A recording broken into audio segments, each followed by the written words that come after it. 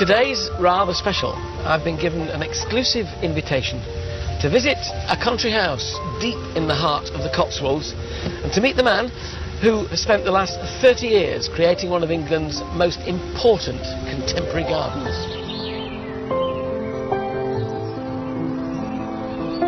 This is an estate of incomparable beauty and purity of purpose. A beacon for all things organic. It's also the passion project of arguably the best royal gardener in history. This is Highgrove House, home to the Prince of Wales, his sanctuary and the outlet for all his gardening aspirations.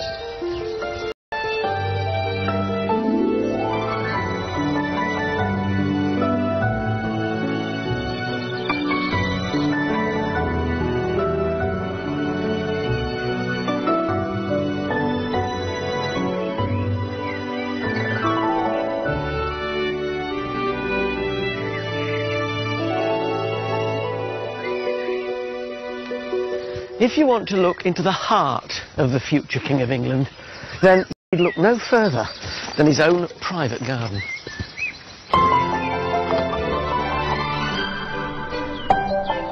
It's a rare royal invitation.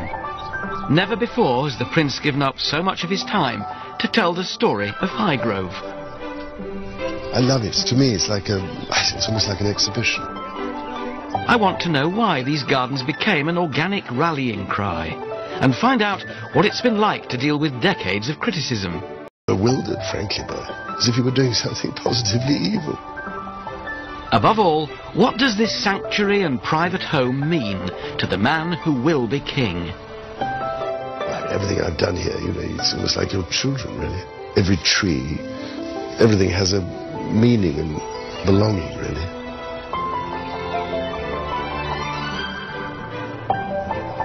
Tonight, the Prince of Wales and the Duchess of Cornwall will host the first performance of the Highgrove Suite, a piece of music commissioned by His Royal Highness to celebrate 30 years of royal gardening.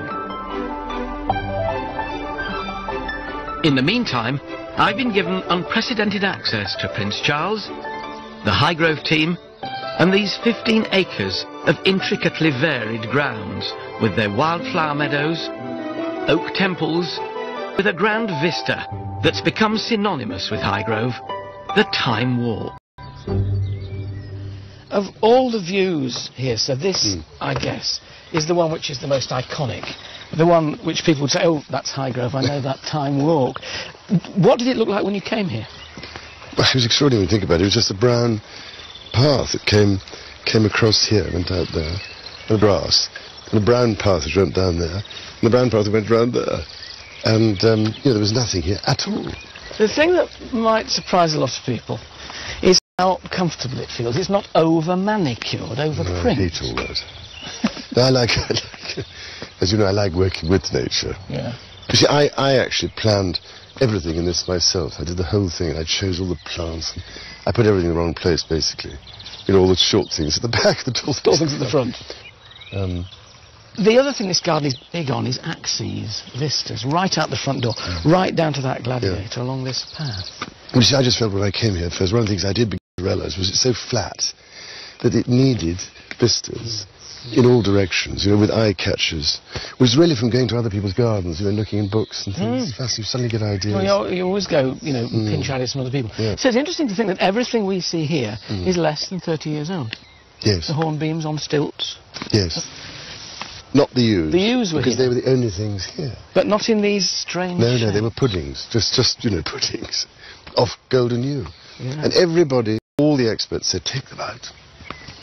Roystrom said, take them out. Rosemary Berry said, take them out. No, it's not like you not to listen to anybody. No. But in the end, I don't know why I thought. Well, I thought about it, and then I thought, well, no. But I have a passion for topiary, I hate to tell you. I have great fun here because I prune an awful lot. Yeah. I have my secateurs and my saw. Great therapy. Oh, it's terrific. But because I planted so many trees out everywhere. Yeah. And so wherever I go and walk now, sawing off. Well, that happens, is it? The thing about gardens is they don't stand still. No. It's not like furnishing a room and it stays and you dust it occasionally.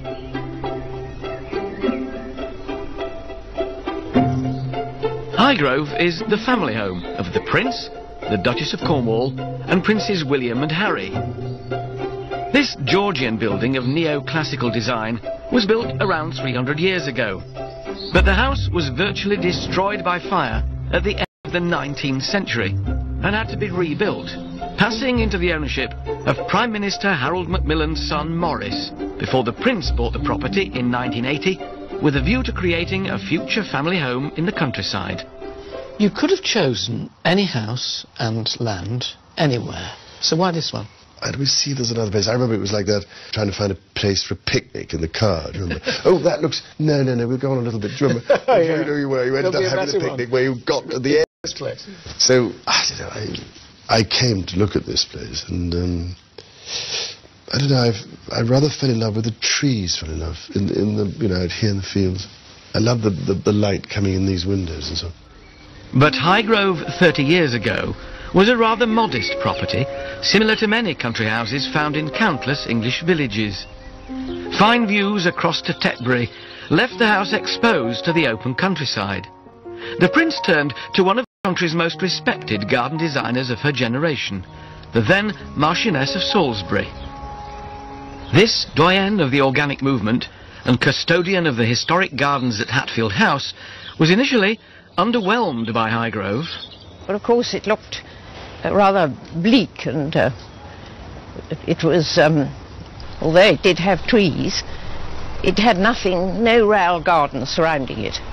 It was a very simple, classical house, not a particularly interesting one architecturally, but quite attractive and simple, to which he's added a lot, which has improved it enormously. Where did you start? Which bit first? Well, it was really the sundial garden, because there was no shelter at all, and there was no seclusion, so we were, in those days, being permanently pursued by the press, who used to turn up down the bottom there with long lenses, or down that end, or even in here, so there's nowhere to sit. And so it seemed to me the most important thing was to give him this privacy by planting hedges, high hedges, and possibly a gateway in particular. Today, the hedges may have fenced out the paparazzi, but there's an irony here. Now, more people get to see Highgrove than ever before. Last year, His Royal Highness shared the grounds with 34,000 visitors.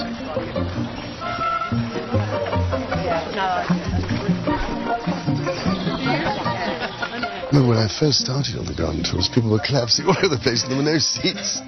So I felt we must put them in, and this was a present from the Hereford Cathedral stonemason. Oh, lovely. Well, ladies of the WI of Limpsfield, welcome very much to Highgrove. It's very nice to see you here today.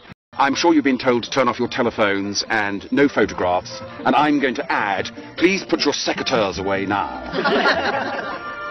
Organised tours raise revenue for the Prince's charities, and the paying public gains access.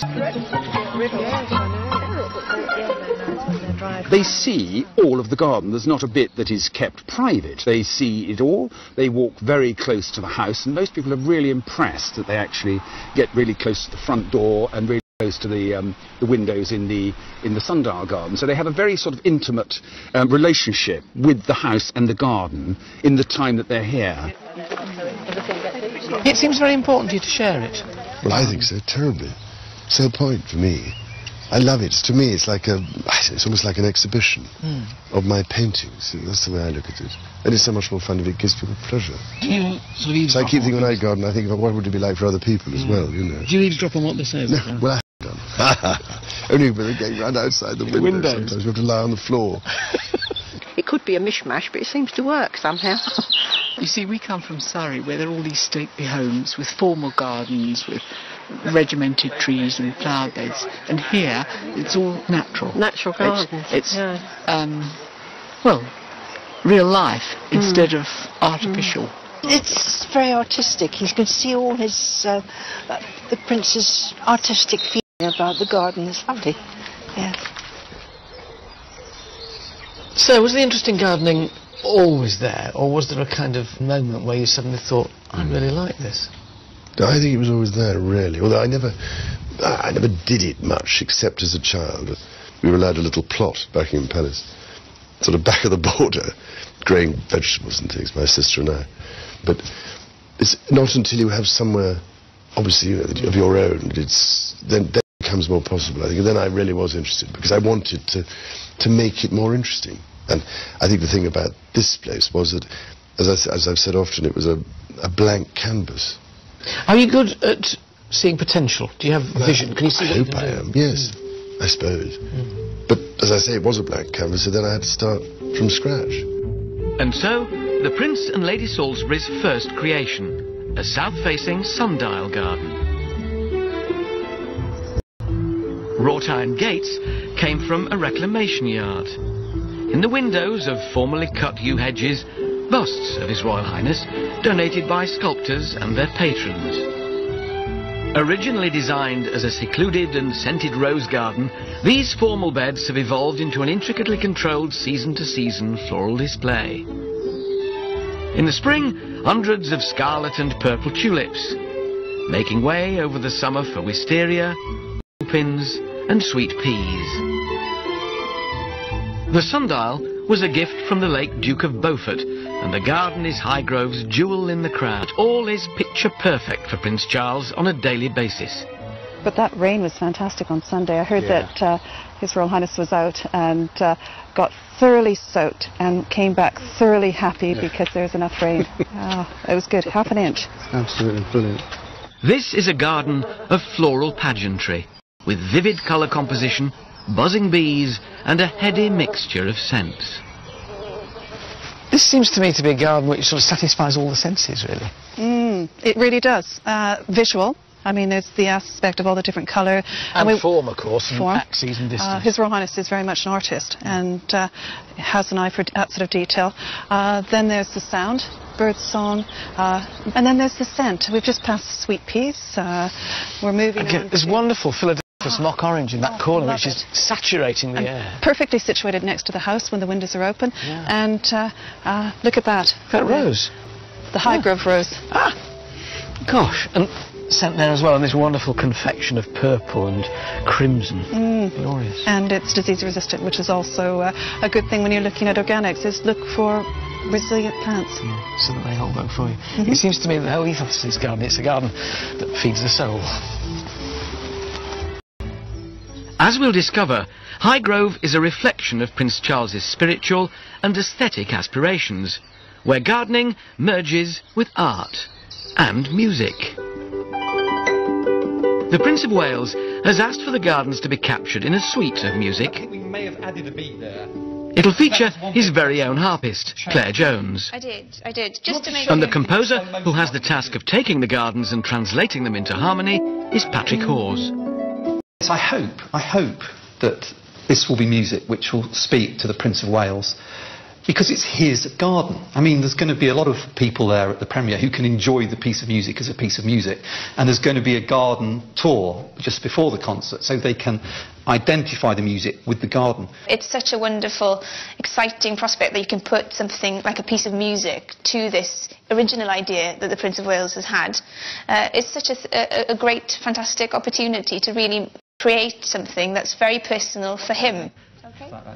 This half-hour suite of music reflects Highgrove's grand design to garden in harmony with nature, but the embracing of organic principles has been a long and lonely road. For many years, the Prince of Wales seemed like a voice in the wilderness, as he warned of the perils of flying in the face of nature.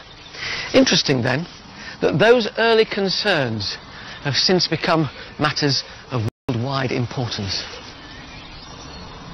When did the organic principles, as it were, in espousing them... I think I've said endlessly that even in the 1960s when I was a teenager, I hated what was going on in destroying and pulling up and tearing down and destroying all the wild places. It seemed to me going too far.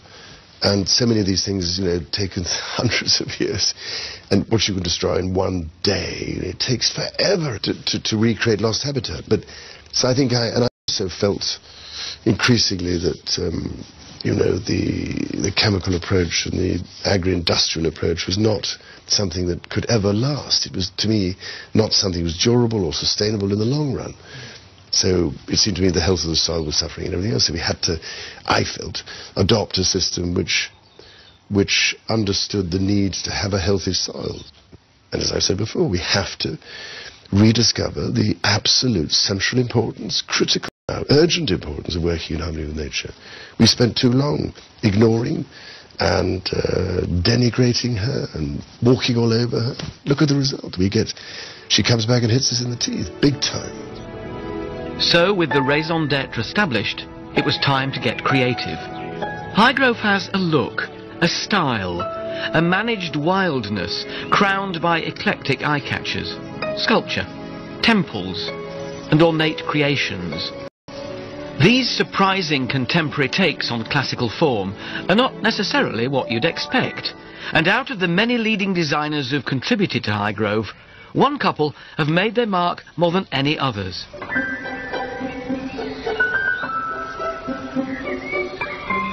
Julian and Isabel Bannerman view their garden at Hannam Court as a giant laboratory for their award-winning ideas. They use built structures, water, woodland and the wider landscape to create a deeply romantic, scented experience.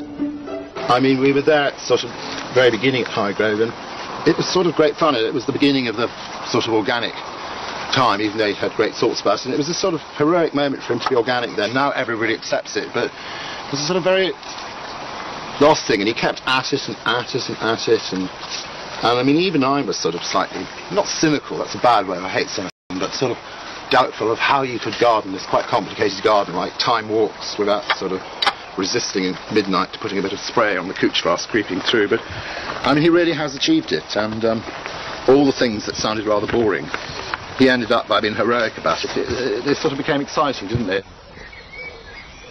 You clearly enjoy working with the Bannermans. There's a lot of their work about, and the stumpery and those temples with the driftwood sort of timpani at the top. Oh, they are wonderful ideas, I think.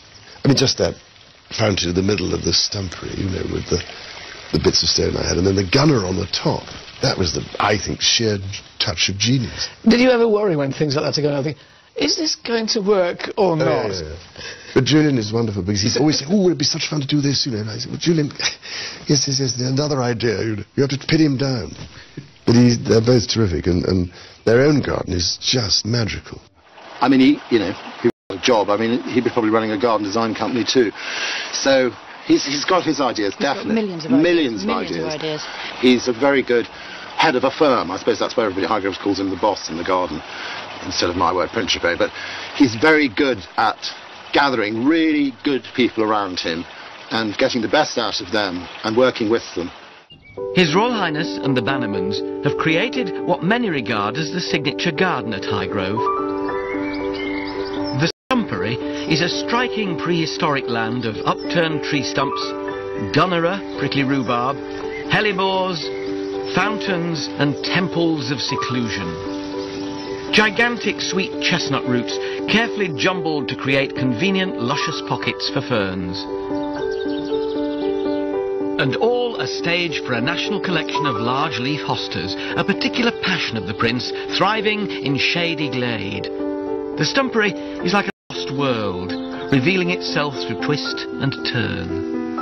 The concept of garden rooms is quite well established, but the lovely thing about Highgrove is that you move from one garden room to another quite imperceptibly, and suddenly here you are, having come through the stumpery arch in front of a temple made out of green oak, and the tympanum up there full of driftwood type branches, and in the back a Prince of Wales feathers saying greetings from Sierra Leone. I suppose this is quite a useful place in which to display gifts from all corners of the world.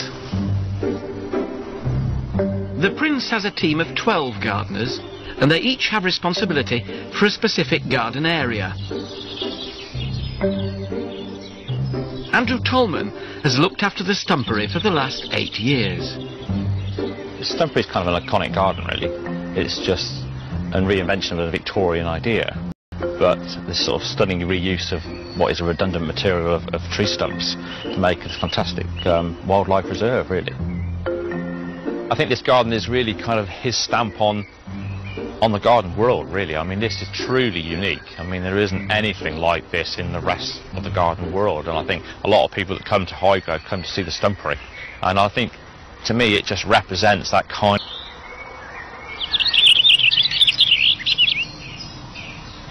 This garden is now probably something like 12 years old, and that's given chance for various wildlife to make it its home, really. And this garden is now full of things like hedgehogs, toads, newts, slowworm, snakes, all the things which for us are brilliant because they eat all of our slugs instead of eating our hostas. But they provide that kind of natural balance, and which is what we're really after. And it's noticeable in here, I think, of having worked in places where they use pesticides. The big difference in this garden is the sheer amount of wildlife, and the sheer amount of bird song is just absolutely phenomenal. I've never worked in a place with the amount of bird song.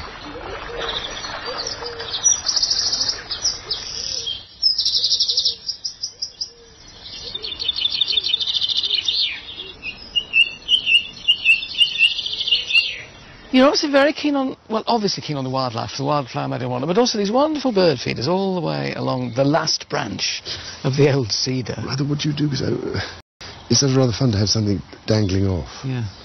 And they seem to quite like them in a funny way. But there's more tune to these gardens than just the bird song. Tonight, the Philharmonia Orchestra will perform the Highgrove Suite for the very first time. Patrick Hawes has only a few hours to conduct 40 musicians and the royal harpist into perfect harmony. The Orchard Room was built specifically to host visitors, organisations and the Prince's charitable events and concerts. Well done, that's terrific stuff. Yeah. Did you recognise that as the Gladiator? Well, getting there. It's very ethereal. We're standing outside and it's just drifting through the open doors. It's lovely. Because the great thing in here, the acoustics are not bad, are they? They're not bad at all. Actually, they're good for the size of string orchestra we have. It just kind of keeps it, stops it becoming too boomy. No, exactly. The suite is inspired by precise areas within the gardens, which is the stumpery and the wildflower meadow. You're following a great tradition, the likes of Vaughan Williams, Lark Ascending, you know, countryside, Delius, Walk to the Paradise Garden. Yeah. Well, look, Beethoven's Pastoral Symphony. Countryside moves people, and it seems to me it can only make you write optimistic music. Well, absolutely, because what is there that's unoptimistic about it? It's a constant promise and a constant harvesting of something beautiful. What of the Prince of Wales, in a way, and his whole sort of gardening ethos do you think comes through, or what do you want to come through in your music? Well, I can answer that in one word, and that's harmony. Because I know that's an important word for the Prince of Wales, not only in terms of gardening, but in all the arts. And you can see here the way the meadow works in harmony with nature. And so that's what, and enhance what this wonderful place tries to say. Nothing encapsulates gardening in harmony with nature, managed wildness, more than the wildflower meadow.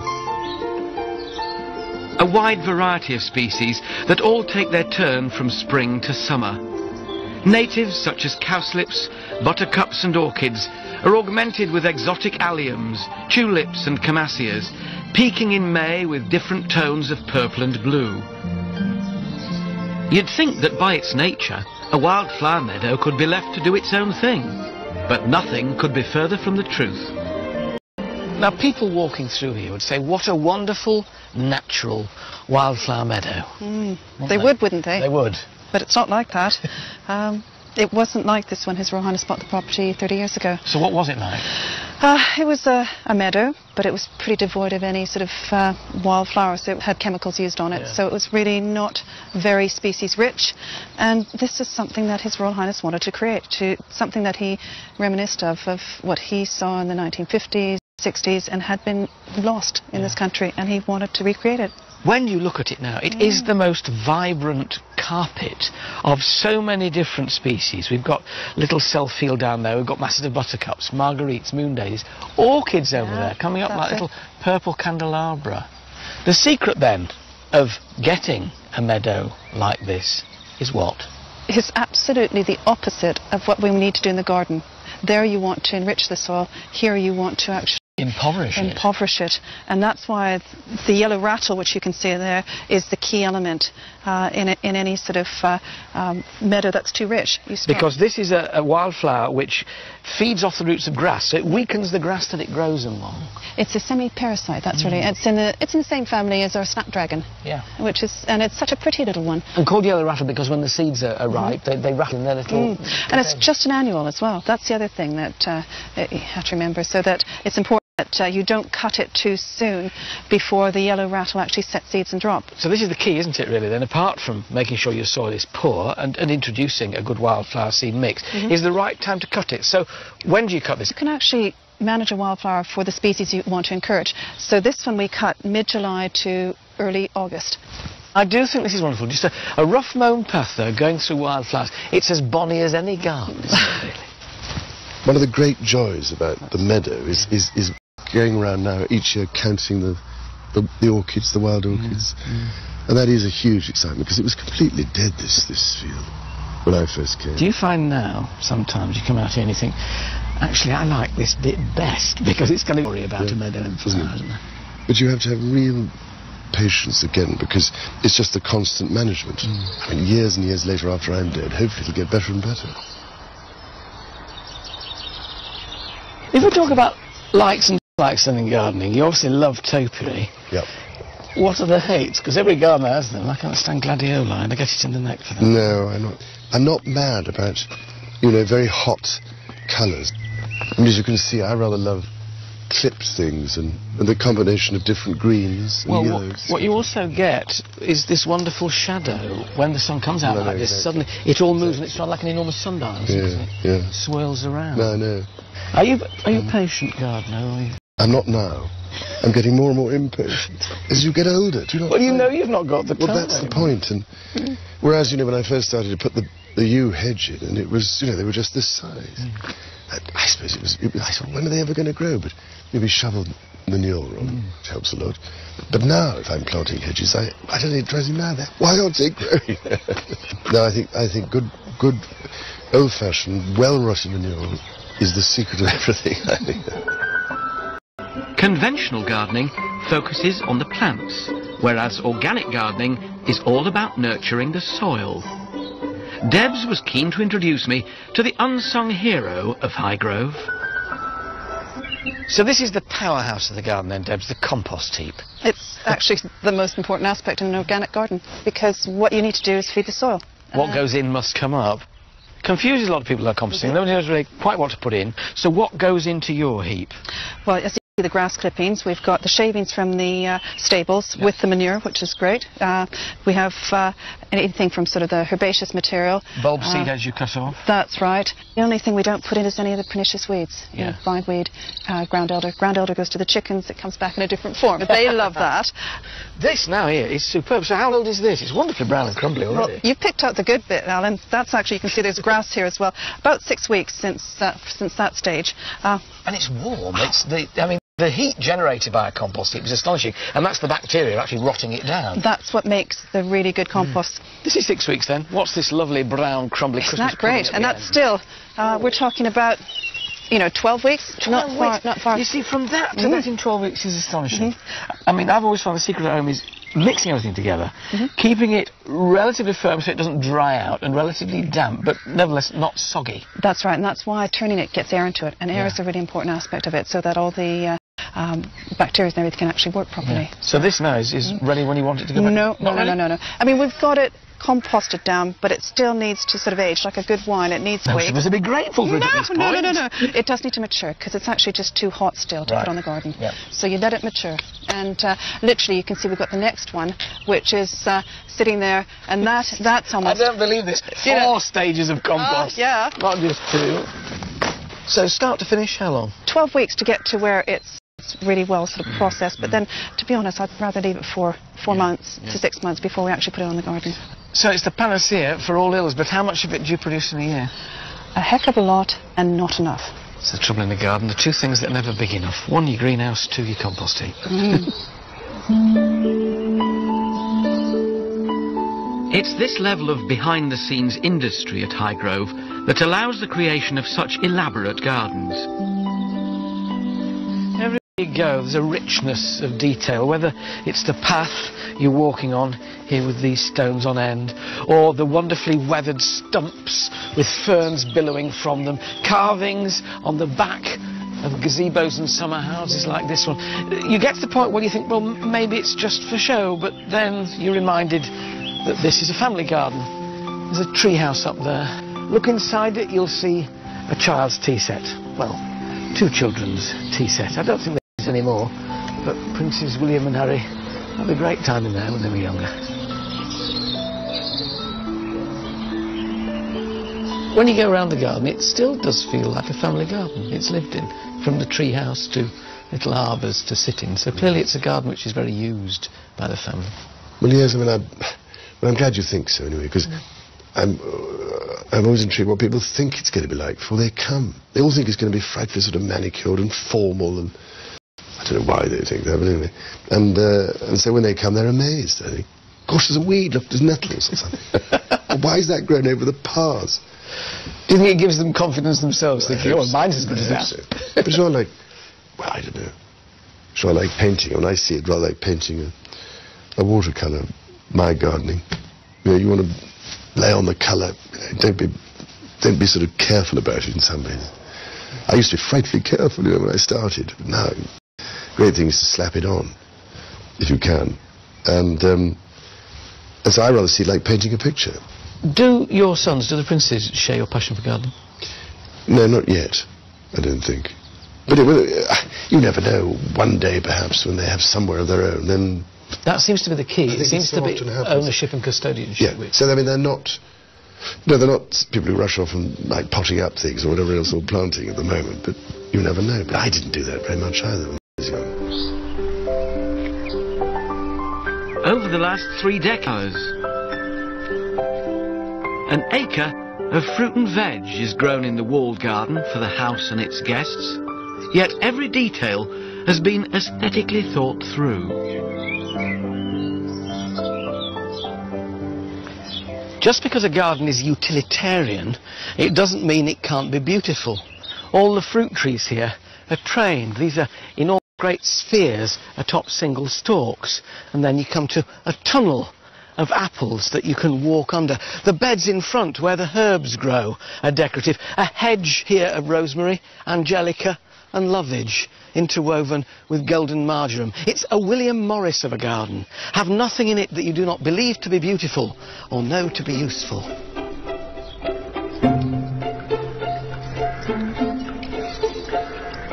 Now, people always say it's all right having an organic garden in a flower garden, but the place where you're really tested as an organic gardener is in the kitchen garden, because it's here that, you know, pests are most troublesome, if you like, pests and diseases. What are the secrets then, do you think, Deb, of having a good organic kitchen garden? Well, you feed the soil so that you have the plants are as healthy as they can be, so that they can resist disease. That's one element. And you can see the muck that we've got in here, well-rotted farmyard manure. And the great thing about, of course, when you get all that muck in there, is it helps hold on to moisture, because they need to grow evenly without being checked. That's right. How do you make sure, though, that you get wildlife into a walled garden like this? Well, it's encouraging habitat for them. So we've got fruit trees, which the birds can actually feel at home in there. They're not... There's a wonderful arch of apple trees. It's beautiful. And it provides protection for the birds. But don't forget the insect life as well, because there are beneficial insects that we want to encourage. And so this is a little hedge which is just super. It's germander, and late June into July it comes up into flower. The flowers encourage the hoverflies, the butterflies. And the bees and whatnot come and pollinate your crops as well. So it's a whole, again, the cycle's evident, isn't it? It really works. What do you do, looking at these spuds here, with things like potato blight, which, you know, when a certain amount of atmospheric humidity occurs, your potatoes are going to get blight. How do you deal with that when you're organic? It's making sure you keep an eye on everything, and as soon as you see blight, you cut down the foliage. You don't want it to go down and through the tubers, and so literally getting the foliage down as soon as you see any form of blight. So is it what you call active management? Active management. The organic produce from the estate is now an internationally recognised brand, established against the odds of mainstream thinking. It's easy to forget now, because organic growing is so popular, just how unusual and offbeat it was 25, 30 years ago. Well, you had to put up with all the unbelievable stuff. That you were going backwards and it was irrelevant and it wouldn't work and all this stuff. Royal miles of always time. And when we first started doing the organic and the landscape, I mean, I think everybody thought he was potty, and I used to feel very sorry for him and annoyed. But that he'd get this sort of criticism, what is he up to? And nobody would take it seriously. And, well, blow me, I'd like to say something a bit stronger than that. He's proven totally wrong, and it's quite a, hard thing to have done in those early days, because as a sort of member of the royal family, you have to be a bit careful, not tread on too many people's toes. You got a lot of flack. Did you ever feel like giving up? I've had a lot of for a lot of things. But it's funny how it goes round. But no, of course not. Oh, well, yes, maybe. No, I didn't know, because I knew what I was doing. Dispirited now and again, but still determined. Oh, yes. Yeah. But, I mean, bewildered, frankly, by it. As if you were doing something positively evil. Potty this and potty that, and loony this and loony that. What's the harm in it? It's nothing mad or eccentric about it. I mean, if you've grown that little bulb, or even probably planted a lily seed and see it grow, you have that relationship with your plants, but it's mocked as though it's something half potty to do. I'm afraid I love the country, and I like being in touch with things. Of course, I happily talk to the plants, of course, the trees and all these other things. Listen to them. I think all gardeners do. But I mean, I think it's absolutely crucial, as far as I'm concerned. I never forgotten putting in the reed bed sewage treatment system. That kind of thing. But now all sorts of people came to have a look, and they still do. And I was so funny because we got a wonderful piece of paper from the German gentleman who helped put it up, and said, "You are now the proud owner of the sewage garden." Wonderful. And so I am the proud owner of the sewage garden. But no, I just knew that was the direction. I mean, it's been like that with everything I've done.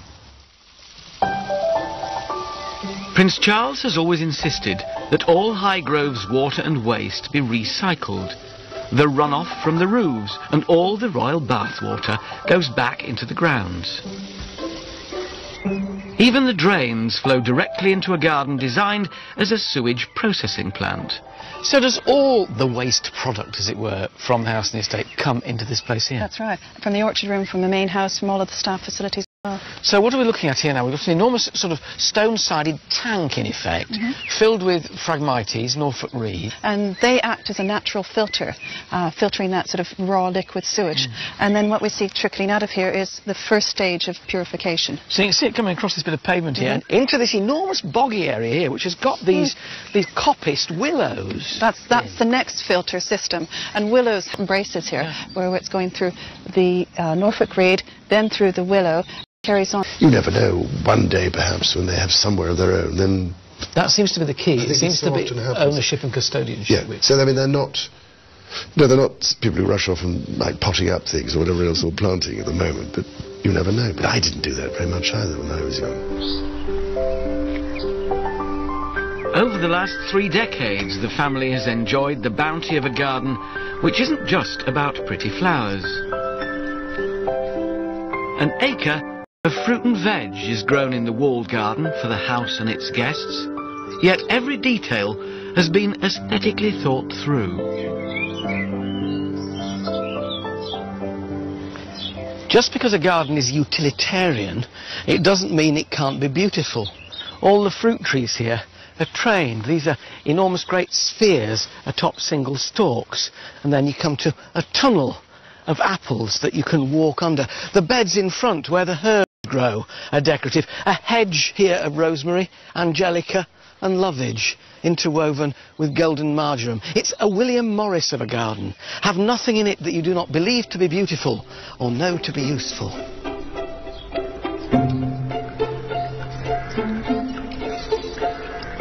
Now, people always say it's all right having an organic garden in a flower garden, but the place where you're really tested as an organic gardener is in the kitchen garden, because it's here that, pests are most troublesome, if you like, pests and diseases. What are the secrets, then, do you think, Deb, of having a good organic kitchen garden? Well, you feed the soil so that you have the plants are as healthy as they can be, so that they can resist disease. That's one element. And you can see the muck that we've got in here, well-rotted farmyard manure. And the great thing about, of course, when you get all that muck in there, is it helps hold on to moisture, because they need to grow evenly without being checked. That's right. How do you make sure, though, that you get wildlife into a walled garden like this? Well, it's encouraging habitat for them. So we've got fruit trees, which the birds can actually feel at home in there. They're not... There's a wonderful arch of apple trees. It's beautiful. And it provides protection for the birds, but don't forget the insect life as well, because there are beneficial insects that we want to encourage. And so this is a little hedge which is just super. It's germander, and late June into July it comes up into flower. The flowers encourage the hoverflies, the butterflies. And the bees and whatnot come and pollinate your crops as well. So it's a whole, again, the cycles, everything, isn't it? It really works. What do you do, looking at these spuds here, with things like potato blight, which, you know, when a certain amount of atmospheric humidity occurs, your potatoes are going to get blight. How do you deal with that when you're organic? It's making sure you keep an eye on everything, and as soon as you see blight, you cut down the foliage. You don't want it to go down and through the tubers, and so literally getting the foliage down as soon as you see any... Use from the estate is now an internationally recognised brand, established against the odds of mainstream thinking. It's easy to forget now, because organic growing is so popular, just how unusual and offbeat it was 25, 30 years ago. Well, you had to put up with all the unbelievable stuff. That you were going backwards and it was irrelevant and it wouldn't work and all this stuff. Royal support for the organic cause provided acres of copy for the press. He was miles before his time. And when we first started doing the organic and the landscape, I mean, I think everybody thought he was poshy, and I used to feel very sorry for him and annoyed. But they get this sort of criticism, what is he up to? And nobody would take it seriously. And, well, below me, I'd like to say something a bit stronger than that, he's proven totally wrong. And it's quite a, hard thing to have done in those early days, because as a sort of member of the royal family, you have to be a bit careful, not tread on too many people's toes. You got a lot of flack. Did you ever feel like giving up? I've had a lot of flack for a lot of things. But it's only funny how it goes round. But no, of course not. Oh, well, yes, baby. No, I didn't know, because I knew what I was doing. Dispirited now and again, but still determined. Oh, yes. Yeah. But, I mean, bewildered, frankly, by it. As if you were doing something positively evil. You know, potty this and potty that, and loony this and loony that. What's the harm in it? It's nothing mad or eccentric about it. I mean, if you've grown that little bulb, or even probably planted a lily seed and seen it grow, you have that relationship with your plants, but it's mocked as though it's something half potty to do. I'm afraid I love the country, and I like being in touch with things. Well, of course, I happily talk to the plants, of course, the trees and all these other things. Listen to them.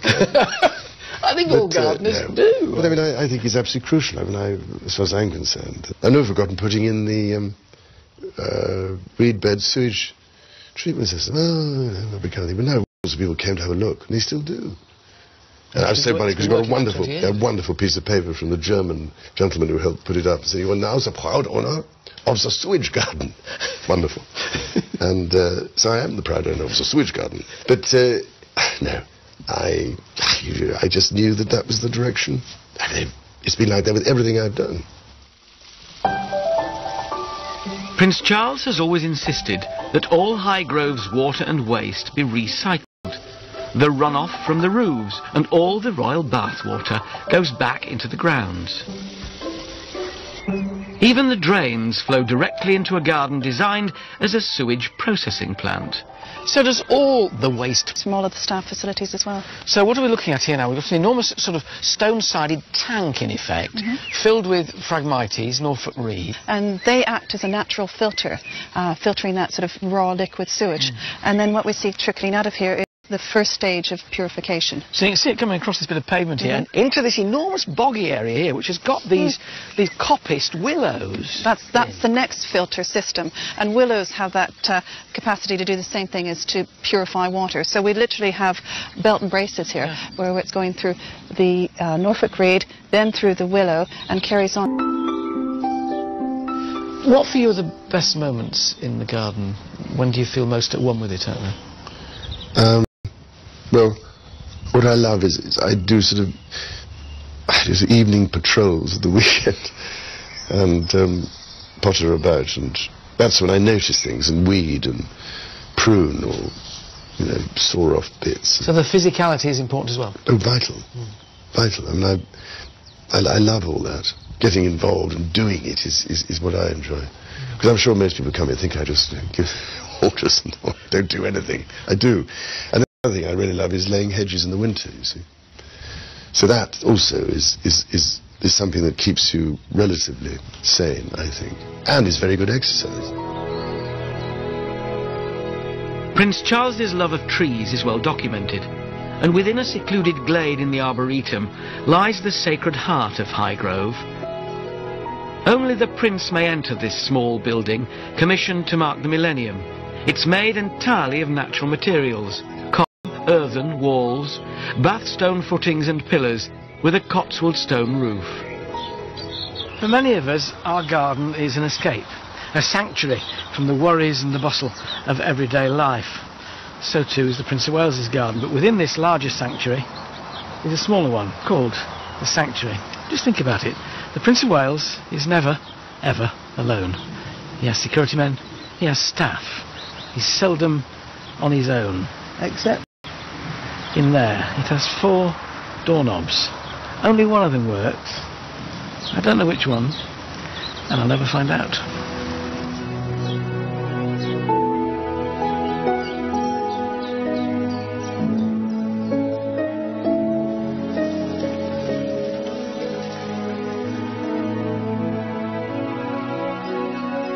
The main thing about this garden is the fact that it's a quiet area, it's a reflective area, it's a place of contemplation. It's kind of a wondrous garden, really. It's almost a garden of kind of mystique. There's an element of sort of hidden world about it. I was actually working on that little piece of stumpery there, and I pulled out a piece of paper, and someone had written a tiny note and stuffed it in the stumpery for someone to find. And it said, "To whoever finds this piece of paper, this garden is beautiful." I've still got the piece of paper on my notice board at home. And it's that kind of thing, that this garden really meant something to that person walking around on their day, and they left a note for someone to find. So to me, that's what really makes it special. This place is obviously a great solace when you come back home. I get the feeling when you come in the garden there's a kind of letting off of steam. How important is it? Terribly. It's wonderfully therapeutic. And particularly that thing coming back after a week usually, and seeing the difference. And this week, it's extraordinary, the difference in 1 week.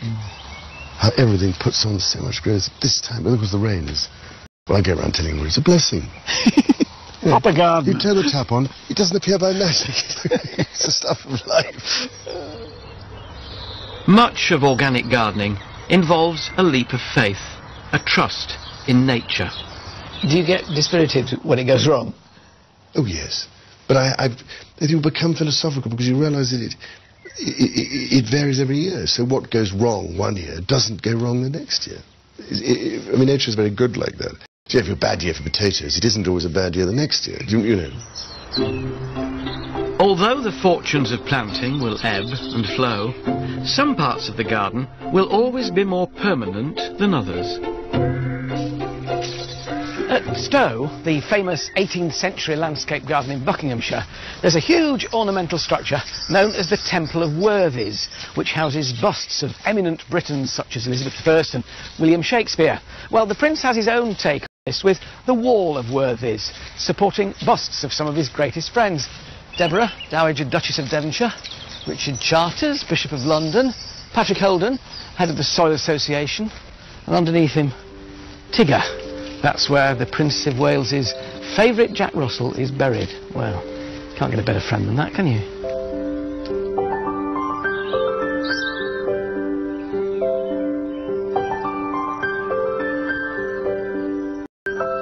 And so this royal tour of a private family garden with a public face is almost at an end.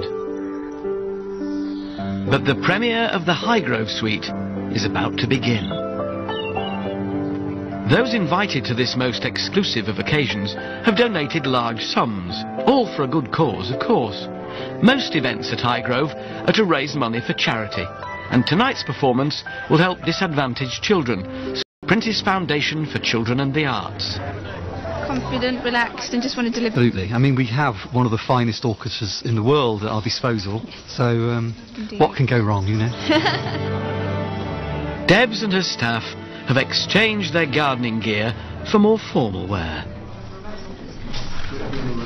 Windows into the lives of the Prince of Wales and the Duchess of Cornwall are rare, and my journey around Highgrove has been a unique treat. Whatever your opinion of the gardens, there's no doubt that they reflect the passion and commitment of the man who created them. Your Highnesses, ladies and gentlemen, welcome to the orchard room at the Prince of Wales's estate in Highgrove. Though it seems rather odd to welcome the Prince and the Duchess to their own house, but I do, along with you.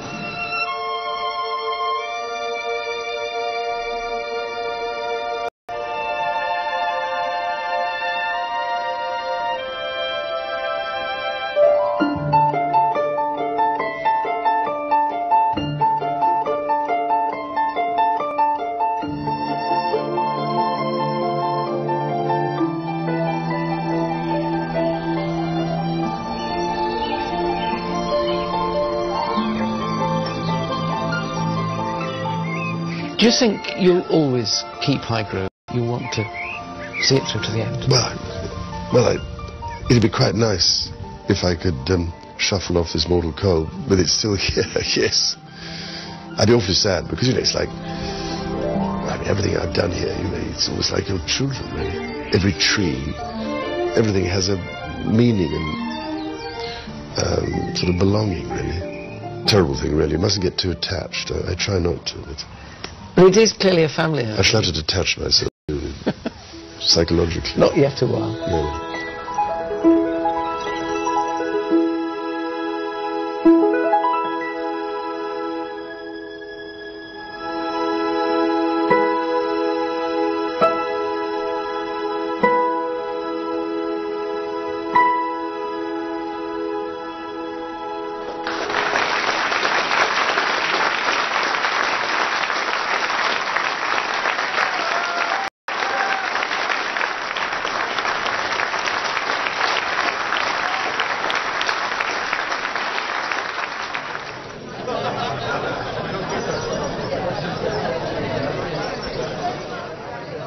Well, what a special evening, and proof, if proof were needed, that a garden like this can offer solace and inspiration to all kinds of people. To those who walk around it and share a glass of champagne in it, to those who are in lines seem to love being here. That music might have stopped. Theirs will continue, hopefully for a long time.